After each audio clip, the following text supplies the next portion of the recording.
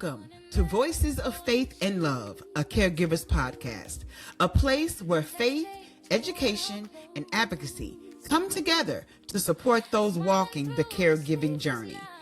This podcast is for caregivers supporting loved ones through Alzheimer's, cancer, and chronic illness, and for anyone who has ever felt unseen, unheard, or overwhelmed in the process.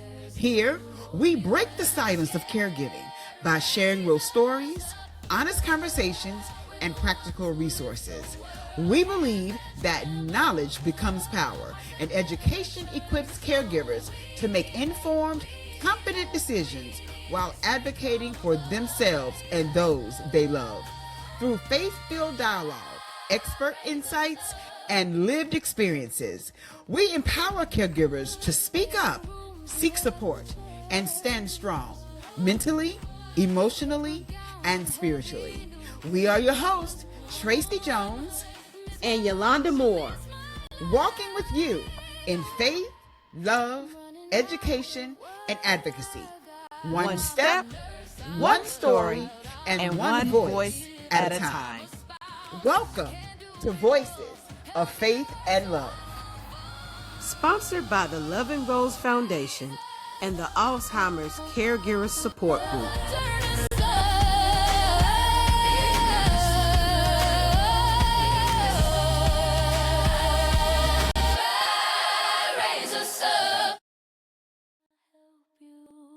Welcome back to Voices of Faith and Love, a Caregiver's podcast. This is part 2 of our very special conversation about caregiver burnout. And we're picking up right where we left off. Recorded at the East Point College Park Alumni Chapter of Delta Sigma Theta Sorority Incorporated's Wellness Summit, this next part dives deeper into real talk, real stories, and powerful moments you don't want to miss. Let's jump back in. So we are going to go to our next session of the podcast, and that's about real talk with myself and Yolanda. So we wanted to share a little bit about our journeys and why we are here today and doing what we do, so you ladies can get to know who we are and why we do what we do. So while I'm talking, I'll go ahead and share my journey. My dad and my mom had Alzheimer's. My dad passed away in 2012. My mom passed away in 2023. My brother passed away with kidney failure 8 months prior to my dad in the same year. So that was a rough year for me to be a caregiver for two, my father and my brother at the same time. And then years later, my mom in 2023. My dad worked 2 jobs. He retired from Delta of over 32 years. He had 2 and 3 jobs when I was growing up. I never wanted for anything. I was daddy's little girl and got any and everything I wanted. I went from having a dad like that to a dad that didn't walk, couldn't talk. We had to help him put on his clothes. They had to bathe him. I ended up putting my dad in a nursing home because at the time I was working a full-time job.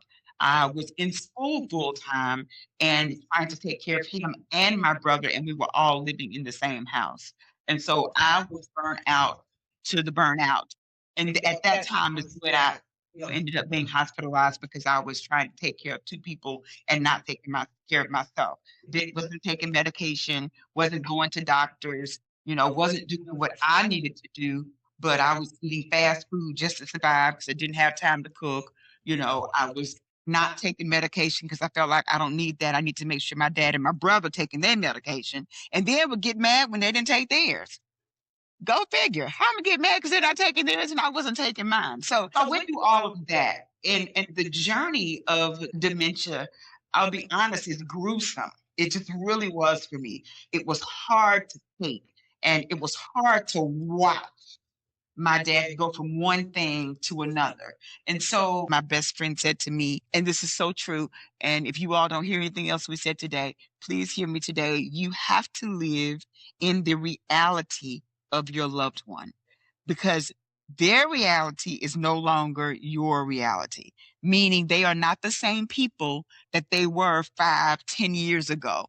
They are now living with a disease called dementia that has physically affected their brain, and they no longer can function or think the way that they were functioning and thinking 5, 10 years ago. So you can't get mad at dad because now he's doing this and that and the other. I know you want him to be, who he was, but he's not that anymore. So if you don't live in their reality, your reality is going to be very, very hard. But at the time that you think and you realize that their reality is this and you live in it, it becomes easier for you. And so I watched that whole journey with my dad and my brother and my mom. And I decided to give back. I wanted to tell my story and help someone else through their journey. There are thousands of people going through being a caregiver with just dementia. Dementia is the umbrella, and there are different types of dementia. Alzheimer's is one of the main ones that you always hear, but there are Lewy bodies, there is temporal dementia. So there's different types of dementias.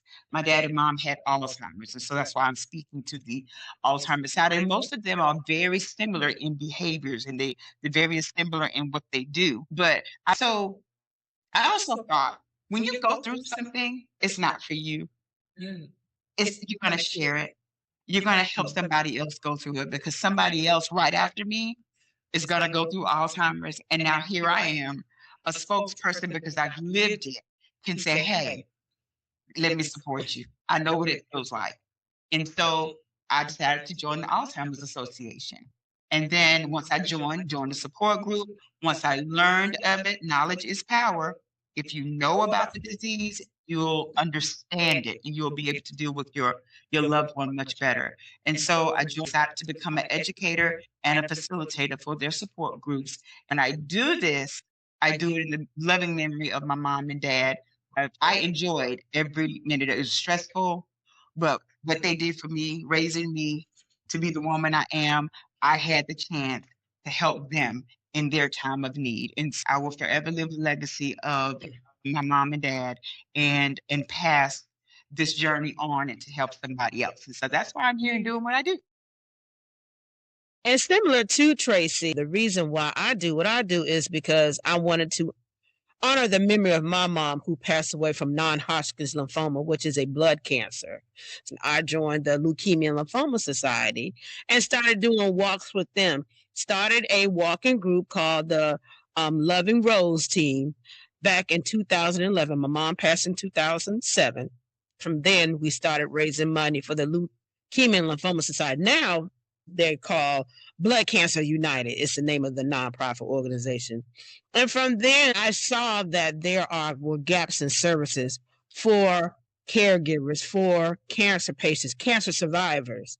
And I started my own nonprofit where I can help local people that I know or run into that needs assistance with resources, with personal care items, with food, especially during COVID, because we saw a lot of that going on where seniors and caregivers were lacking those types of resources. So I started the Love and Rose Foundation in memory of my mom. Then right before COVID, my father, who also had a prostate cancer, he was getting treatment from the Cancer Treatment Center of America. Now it's called, thank you, City of Hope, because they recently changed their name about 2 years ago. He received cancer treatment from them. A few years right after that, after we gone through his bout with cancer, he developed vascular dementia. A good friend of mine who also had their mom had Alzheimer's told me about the support group, and that's how Tracy and I met. So from there, God just put it on our hearts like, this is something we need to do together, collaborate, because you can always do more together than you can do apart. Because my dad was evaluated by a neurologist and said, well, your father's mindset is of a 2 and 3-year-old right now. He's not a 75, 76-year-old man. So you just have to keep that in mind when you're caring for him. That is exactly right. Thank you, Yolanda, for your story. We're going to switch gears, and I want to ask signs you may be burned out. So, can somebody tell me a sign that you may be burnt out? What's some signs? You snapping on people when they don't deserve it. Yeah, snapping on people. Snapping on people, that's a good one. That's one that we all have done because we're so burnt out, we're so mad, we're so tired. We snap on people. Anybody else got one? A sign that you may be burnt out? No sense of organization. Organization and forgetfulness. I Yes, think that's a all good of one. us are like that at the burnout time. You don't clean up. You just scatter. Scatterbrained is what they used to call it. You just scatterbrained. You all over the place. Yeah, Mhm. that's absolutely a good one. Anybody got another one that may be a sign that you're burnt out? How about feeling overwhelmed most of the day? You're always overwhelmed. Being overwhelmed all the time is a sign that you're burnt out. Your plate is too full. You got a lot going on. You need to prioritize. When you're always overwhelmed, that may be a sign that you're burnt out. How about you've lost interest in things you once enjoyed? You be so burnt out, you don't feel like going out. You don't feel like hanging with the girls. You don't want to talk on the phone or shopping. You don't want to go shopping. You don't want to do anything. You just want to lay in the bed or just sit there and look at the TV. You don't want to do anything. And I think that's been all of us too as burnout. I've had those times where I just felt like I didn't want to do nothing. I mean, I just felt like life was over at one time. Burnout makes you feel like life is over for you and that you have no way out. But I'm here to tell you, you have a way out. And how about the last one? You neglect your own health and needs. We've talked about that. Taking your medication, going to the doctors yourself, guys, eating right, not eating out all the time. Eating out is just not healthy, y'all. We've done it all our lives and it's quick and easy, but eating out is not healthy. So the more that you can cook your own foods because you know what you put in them. When we go and eat out, we don't know what's in it. We don't know. Yeah. In fact, that's right. Eat those so she could start prepare meals ahead of time, doing some meal prep. You could even have little meal prep parties with some of your girlfriends. Come up with different recipes. Make it fun. Yeah, make it fun. That's true. And so if your body and your heart, if any of this sounds like you, I want you to hear this clearly. Our audience online and our audience here, your body and your heart are asking for help. It is screaming for help. Please give your body and your heart the help that it needs and the help that it deserves. Now, you may ask, what can I do? What are some practical things that I can do to help with caregiver burnout? Well, I am so glad you asked because I have it for you. So, here are a few simple things that you can start doing today.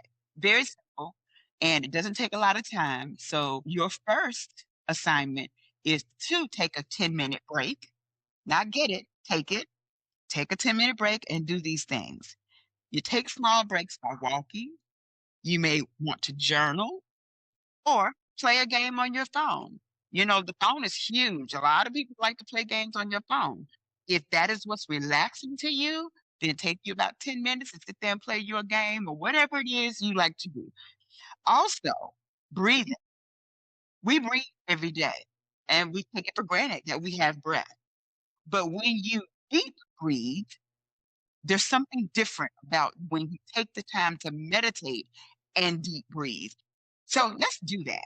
The people online and the people here in the audience, let's go ahead and do some deep breathing. So on the count of three, we're all going to breathe in deeply, hold it for about 5 seconds, and then we're going to exhale. So we're going to actually do some of these exercises now because I know some of you online, some of you here in the audience are kind of burnt out. So let's work on some of these things today. So everybody's going to sit up straight, feet on the ground. Thank you, Yolanda. Feet on the ground.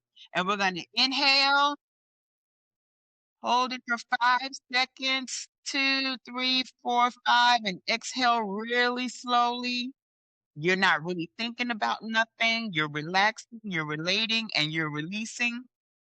We're going to take another deep breath. 1, 2, 3, 4, 5, and we're going to release it very slowly. 1, 2, 3, 4, and 5. So you all can go home and take these kind of breaths. Do this about 5 times. Breathe in, breathe out. Relieve your mind of all the stress because it's always there. Take all of the stress away. and do your deep breathing. Sit in a silent place, not where there's a whole lot going on, and concentrate on your breathing. It really, really does help. You're listening to Voices of Faith and Love, a Caregivers podcast. We'll be right back in just a few moments. But first, a special message from our sponsors.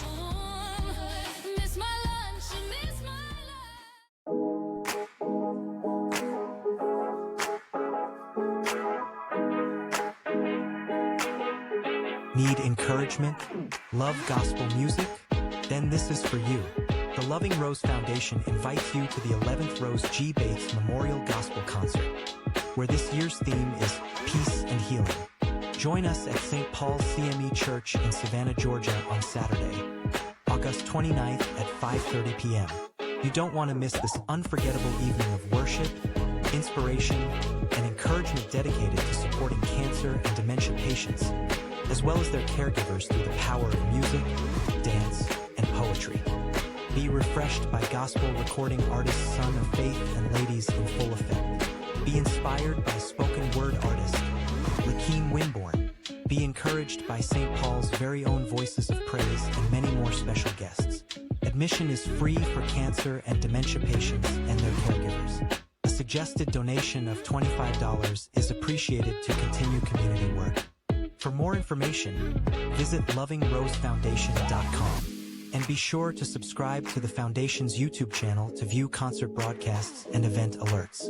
We'll see you on August 29th for an evening of peace and healing.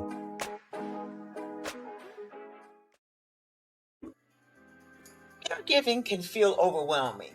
Whether you're feeling exhausted, uncertain, or just need someone who understands. But you don't have to walk this journey alone. Join our Alzheimer's support group, a safe, welcoming space where caregivers come together to share, learn, and be encouraged.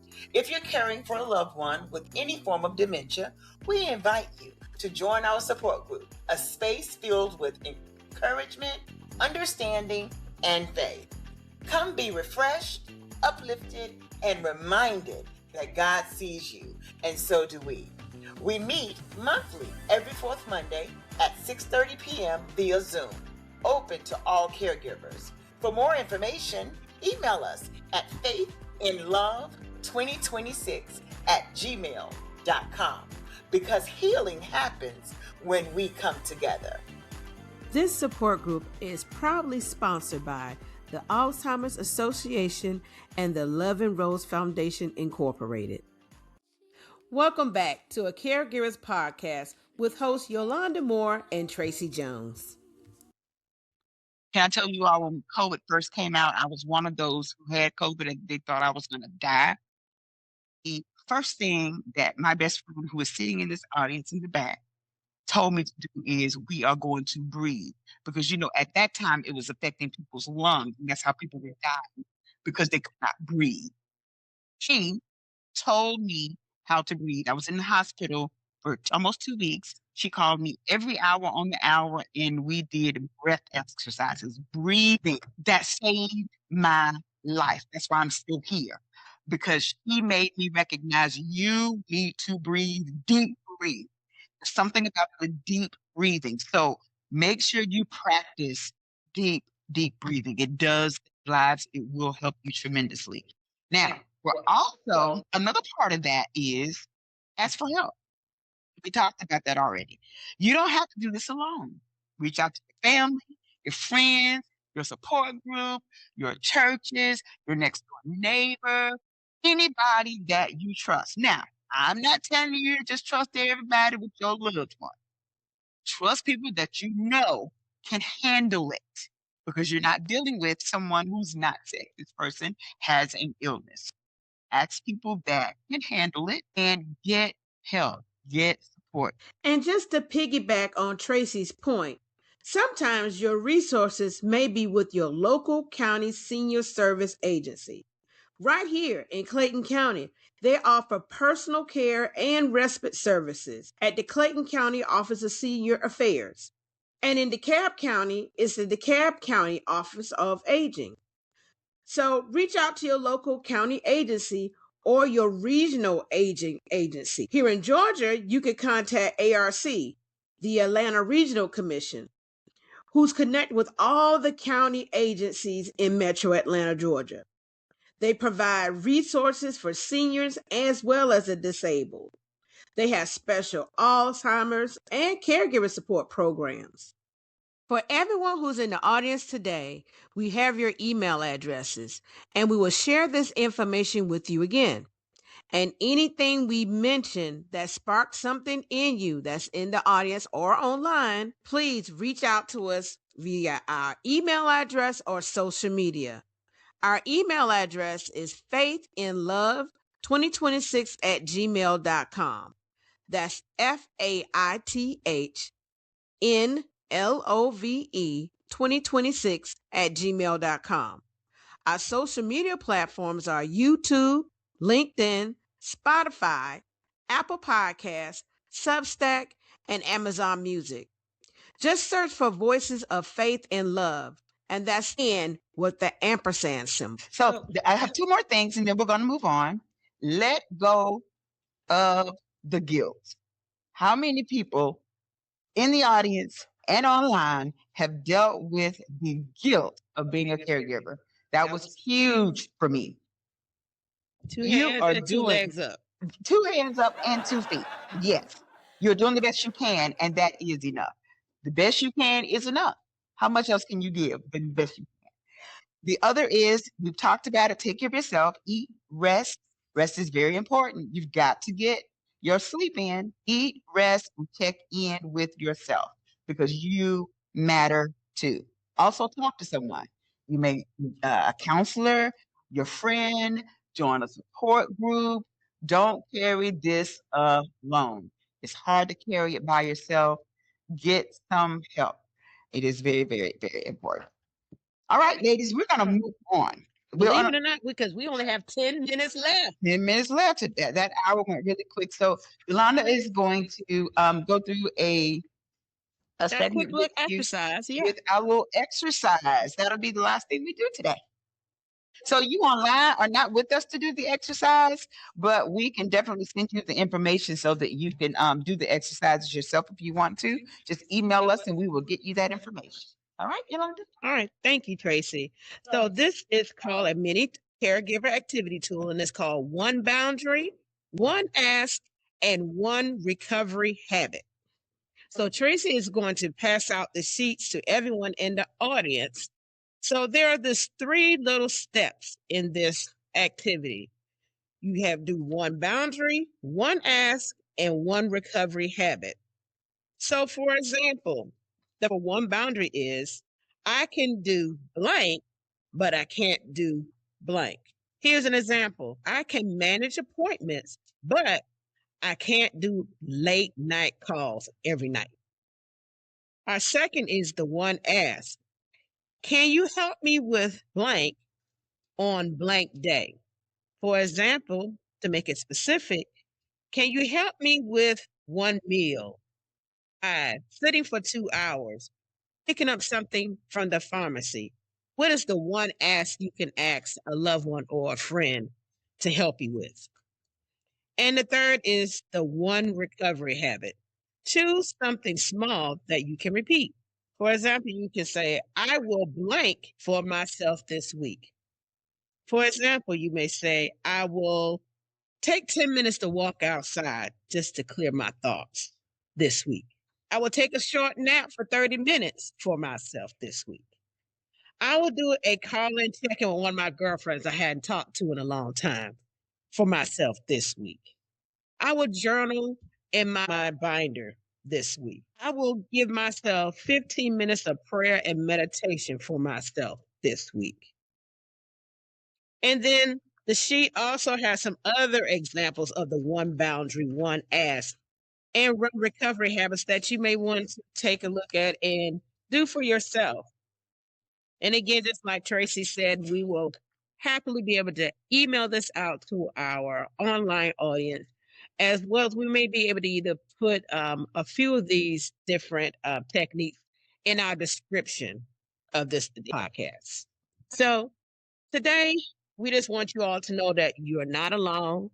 You don't have to be strong all the time.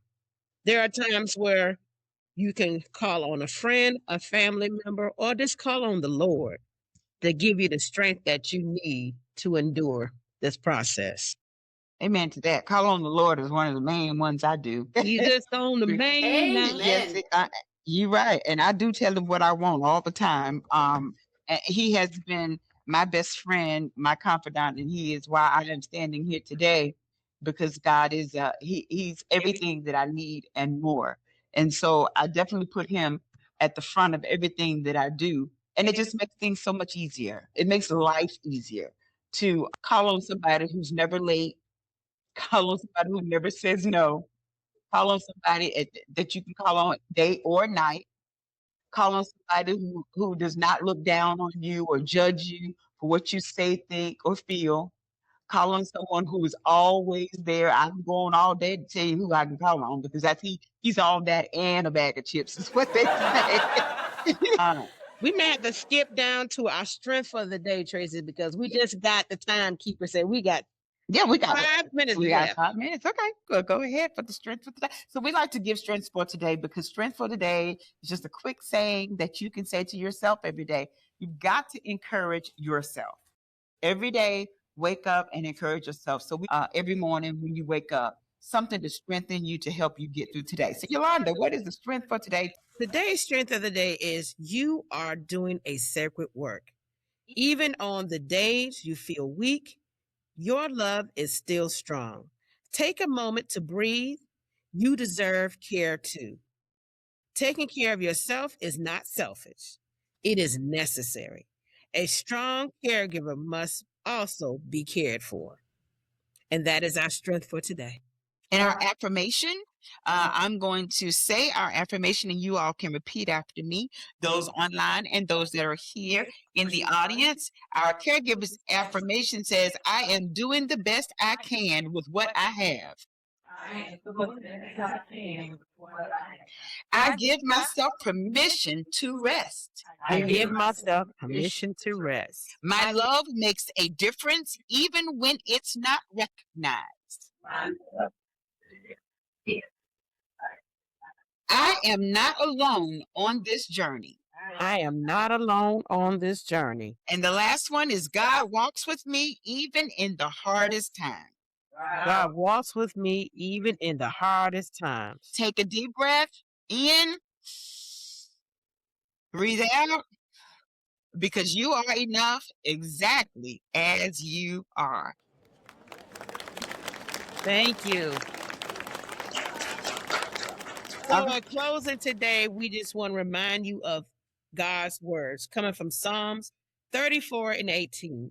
The Lord is close to the brokenhearted and save those who are crushed in spirit. May you hear and embody those words throughout your caregiving journey. Well, we'd like to thank you all for spending time with us on Voices of Faith and Love, a Caregiver's podcast. And until next time, remember, faith carries you, love surrounds you, and your caregiving matters. And I am your host, Tracy Jones. And I'm Yolanda Moore. One step, one story, and one voice at a time. Thank you for joining Voices of Faith and Love. Caregiving is a beautiful act of love, but it can wear you down. Maybe today you saw yourself in our stories. Maybe you realized that you're running on empty. Here's one thing to hold on to. You were never meant to do this alone. Asking for help takes courage. Setting boundaries takes strength. Letting go of guilt takes grace. Your one boundary may feel small. Your one ask may feel hard. And your one recovery habit may feel like it's not enough.